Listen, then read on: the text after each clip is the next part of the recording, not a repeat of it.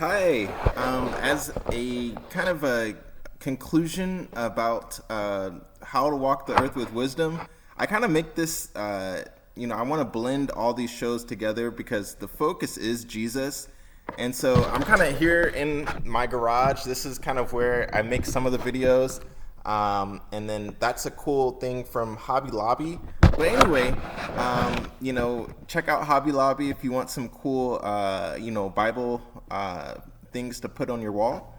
But anyway, I'm just going to go over some readings of the law.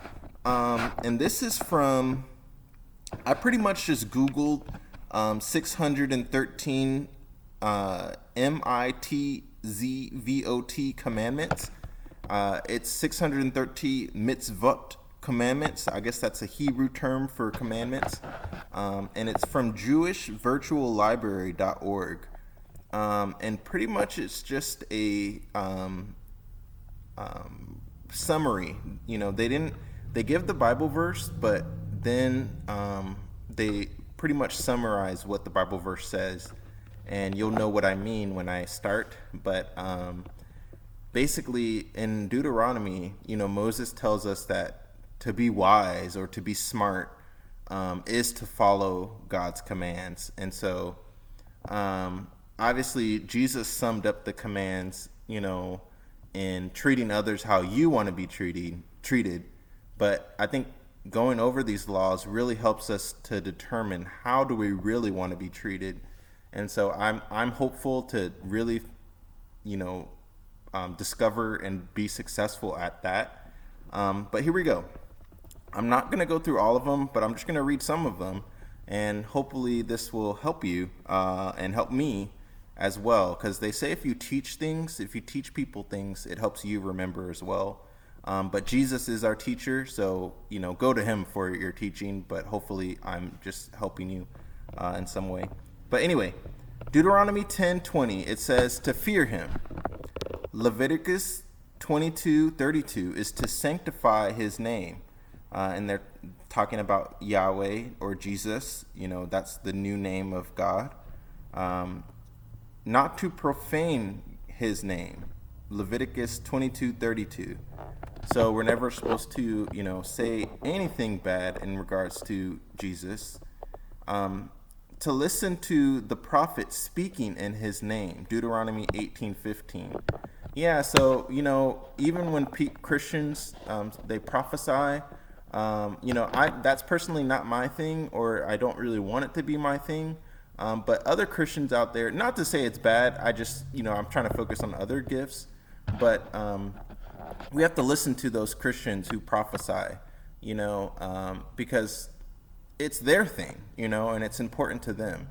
And so we can't, if we want to be treated like what we believe is important to us and we want others to listen, then we have to listen to those people. So Deuteronomy 18:5 again is saying to listen to the prophet speaking in Jesus' name.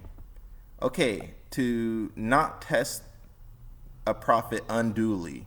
Deuteronomy 6:16. So anyone, if we're testing to see if the prophet is true in what they say, we're not supposed to go overboard in how we test that prophet. Okay, so to love Jews, Leviticus 19:18. So to love Jewish people, and then to love converts is another law, Deuteronomy 10:19. And then not to hate fellow Jews, Leviticus 19:17. Or you can insert Christians there. Okay, and then I'm going to scroll through, see if I can find one that I like too.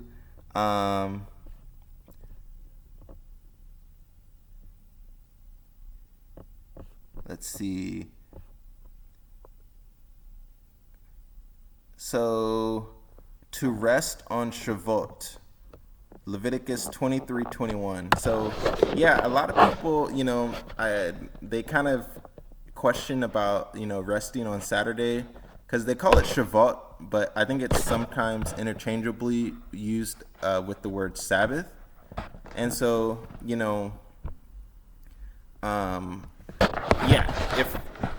if we, I finally switched the camera over.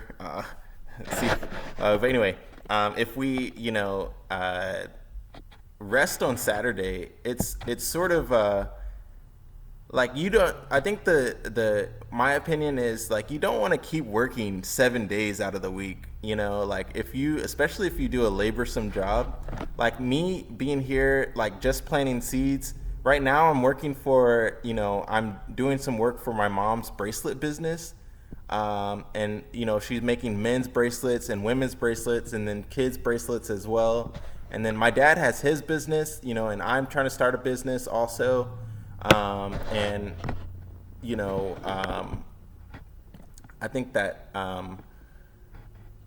you don't want to just keep working, the whole 7 days out of the week. So it is kind of a good idea, even if you're kind of debating, the whole Christian topic of do Christians, work on Saturday? God says that it is a lasting ordinance forever, So I don't know. It's not really a big deal to like, why not just take a break on Saturday anyway, or Friday or Sunday? But I think that I'm pretty sure Israel does it on Saturday and they start Friday evening. So yeah, I hope this video was helpful. Again, Jesus, he's the only one that makes us right and justifies us. And my testimony is, I have just grown so much, from when I first started to really look into the Bible. My family are Christians, but I think sometimes it's used as like a politically correct type of thing. Like, you're just saying, oh, I'm a Democrat or I'm a Republican, or, it's kind of like in general, like you're a Christian sort of, I kind of just labeled myself as that and never really, looked into the Bible in a intense study way. And so that was years ago. And so I've just seen answered prayers, and I'm sure you can say the same thing, anyone, who's watching this. And so, God has been revealing who he is more and more. And so, one of my favorite people to listen to is Phil Wickham. And he says that God is up to great things, and that is so true, that, God, he's planning great things for us. I mean, look, so that a car, like, wow, people used to walk, people used to ride animals to get around. And all of a sudden in 2020, we have a car.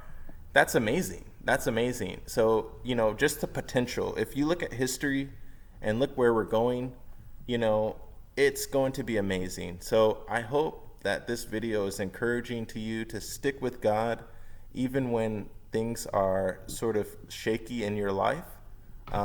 Do what he says to do.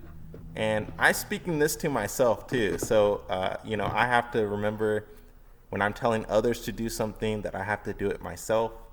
And so only Jesus is the teacher. We can't just listen to a whole bunch of pastors, because in a way we're thinking that they are Jesus. And so, I hope that's helpful. I hope this video is helpful, and thank you so much for watching, and I will see you next time. See ya.